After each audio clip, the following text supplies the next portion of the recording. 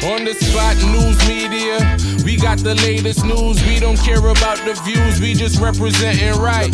Put local news internationally every night. On the spot, wave that Jamaican flag from left to right. Let's get it right, y'all know the type. We ain't dealing with the hype, we make it take flight. Yeah man, my viewers and subscribers, what go on? A blessed and wonderful Saturday evening to each and every person out there tuning in to On The Spot News Media. Now, my peeps, I don't know how we do it over on this side. So we have a few stories to share with you, the regular members of Chan Public and also members of the diaspora. So please like the video, share the video, watch the entire vlog so you can get a full understanding and a better appreciation of everything we are going in Jamaica. So we have a few updates to talk about in the evening, and then of course we get into this evening main set of stories. Now the first update is coming out of the Taspen and Captureland communities in the troubled, war-torn, crime-riddled St. Catherine North Police Division in the old capital of Spanish Town, where the 9-night was in full flight of daddy badness. Yeah man, we are talking about Othniel Loban, the man known as Tickman R1 Daddy Badness. So it was in full flight last night.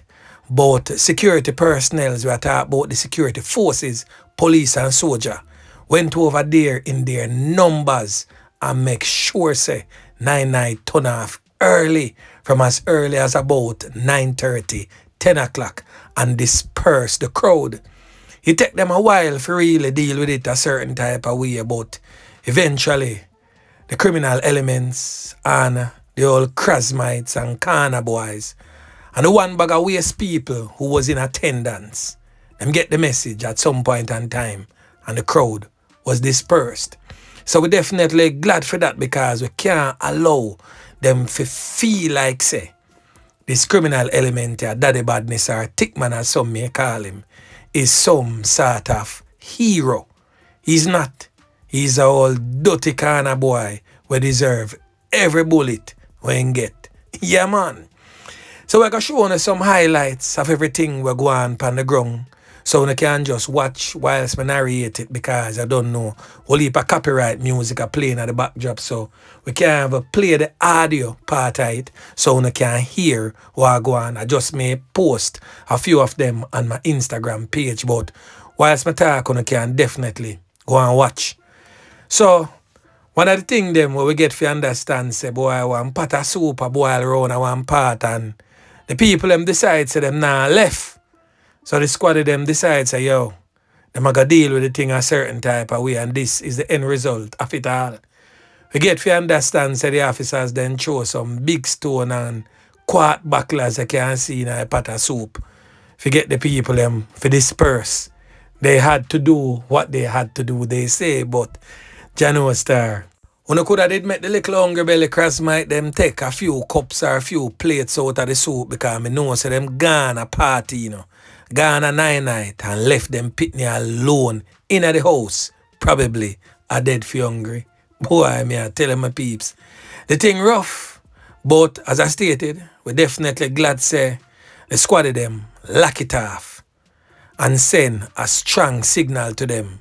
Because we don't want them feel like say it's no heroes send off. I go on where Tickman is concerned. Use Tickman as an example and not make them people feel like say when the criminal elements then rise and fall, them are gonna get no presidential send off. They are supposed to be send off to the spiritual underworld in the same fashion like how no take them out of the land of the living. Yeah, man. Treat them like the very dogs that they are, the scum of the earth that they are.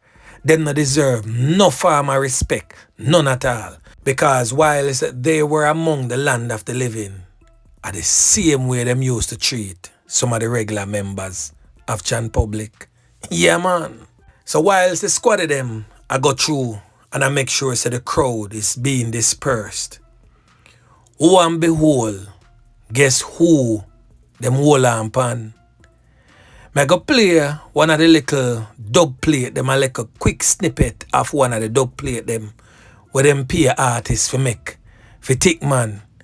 The dub plate I go big up a certain top tier member of the Allman town gang in it.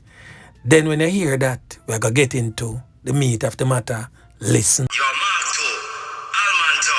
For those who are from the general Allman town community, would have most definitely know who me I talk about in that dub plate. A criminal element known as Mark II. Well, Mark II was not in attendance, but his son was. Yeah, man. We are talking about this criminal element here, presently on your screen, identified as Joshua Walters. And he is the son of one of the reputed gang leaders for Allman Town. He was caught by the police last night over the night, along with one of his cronies. I am not for sure if he was processed and released or he is still in the custody of the police.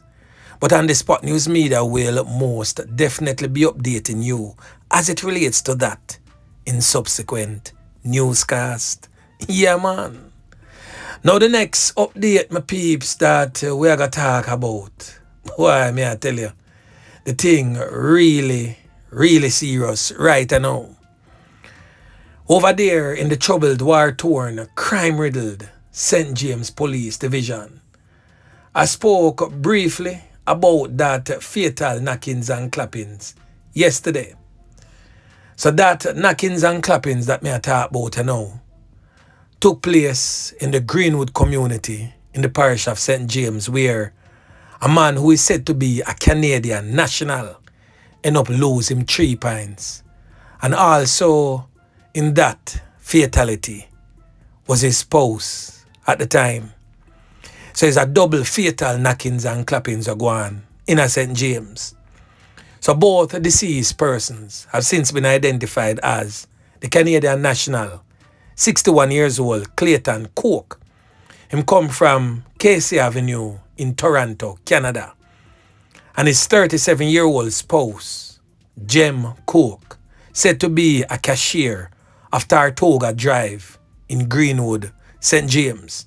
So reports from the St. James police would suggest that sometime around 8:10 p.m., the two individuals were at their home along Tartoga Drive when they were pounced upon by armed criminal elements who opened gunfire, hitting them all over the upper body and head.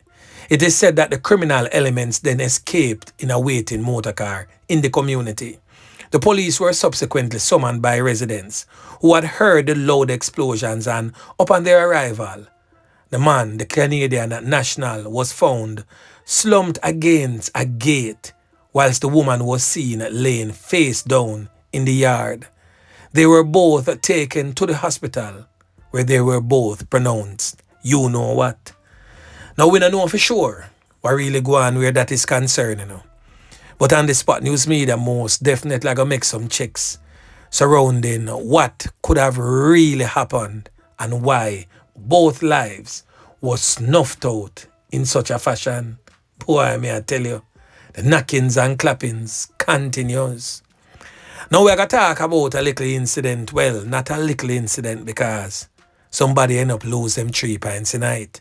But the incident that me I talk about took place over there in the Westmoreland Police Division, where this 13-year-old boy, identified as Kayshan Watson, ended up losing 3 pints from a fatal bullet can to him head.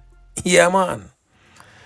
Now the thing about that fatal knockings and clappings, it is said that it was self-inflicted with an illegal firearm. So reports reaching on the Spot News Media would suggest that an illegal firearm was inside the boy's home.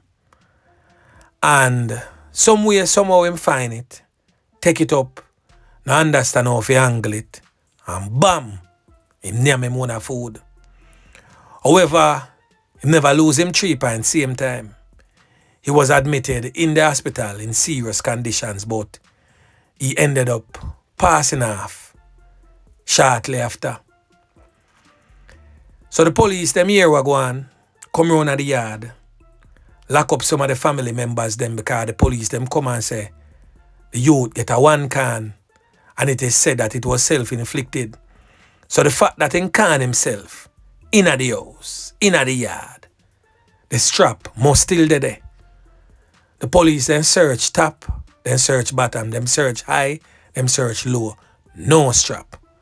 When family members were asked what happened to the strap, nobody can give a proper account away there. Everybody gets silent.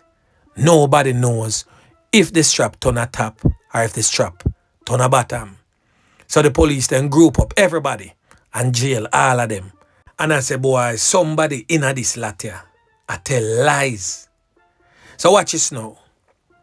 The father of the teen, presently on your screen, identified as Roderick Watson.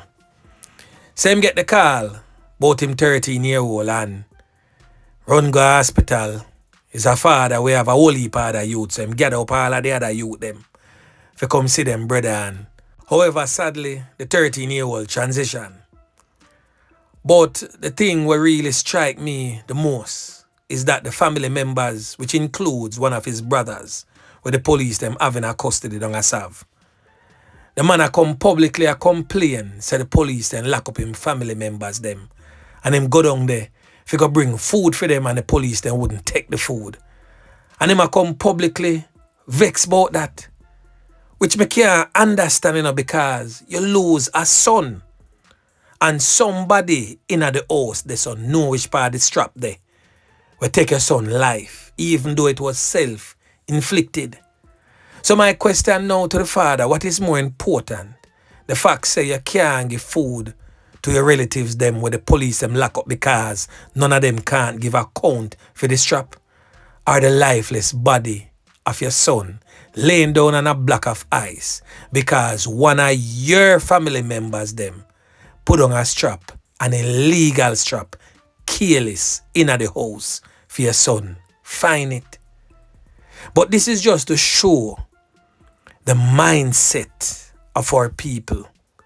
They would stop at nothing to protect criminal elements, even when one loses a loved one in the midst of it all. They would rather sweep that under the carpet and say, "Cho, him or her gone already," and still try to protect the criminal element. Boy, may I tell you, my peeps, the thing rough. Now over there in the neighboring parish of St. Elizabeth, the parish that is more oftenly referred to as the breadbasket parish of Jamaica. Some people call it St. Bess, but the criminal elements them narrow it down to St. Worse. But you see where the police them ramping up them efforts. I try to restore St. Elizabeth to its former glory. Now the St. Elizabeth police are reporting that 15 persons were detained in a major operation right across the length and breadth of the parish Friday. The operations, which include that of the Jamaica Defence Force, targeted criminal activities. The police says that 4 high-end vehicles was also seized, and those who have been detained by them remains in custody for questioning.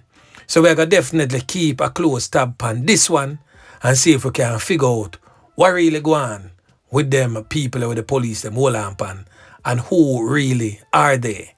Alright?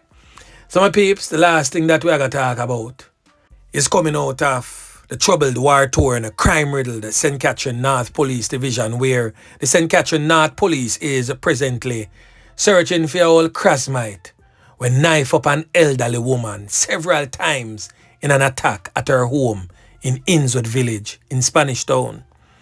The 70-year-old woman remains hospitalized. So reports from the Spanish Town Police would suggest that on Thursday, January 30, the senior citizen was at home when the woman who works with the victim's family made a request to which the elderly woman disagreed. It is said that the suspected Krasmite reportedly became enraged and attacked the elderly woman with a knife. It is said that she used the said knife to inflict several knife wounds to her jaw, back, legs, and shoulder. The injured woman was assisted to the Spanish Town Hospital, where she remains in critical condition. The Spanish Town Criminal Investigation Branch is presently probing that particular incident. So anyone knowing the name or have a picture or the whereabouts of that Krasmite when knife up the woman, please contact the Spanish Town Police. And as always, if you don't trust the police, link on the Spot News Media or any like-minded vlogger. And we will most definitely pass on the much valued information to the relevant authorities who can make effective change. Yeah, man. So anyway, my peeps, remember to like, share, subscribe to the channel. Stay tuned to On The Spot News Media as I continue to bring you fresh news and updates in subsequent newscast. On The Spot News Media. Yeah, man.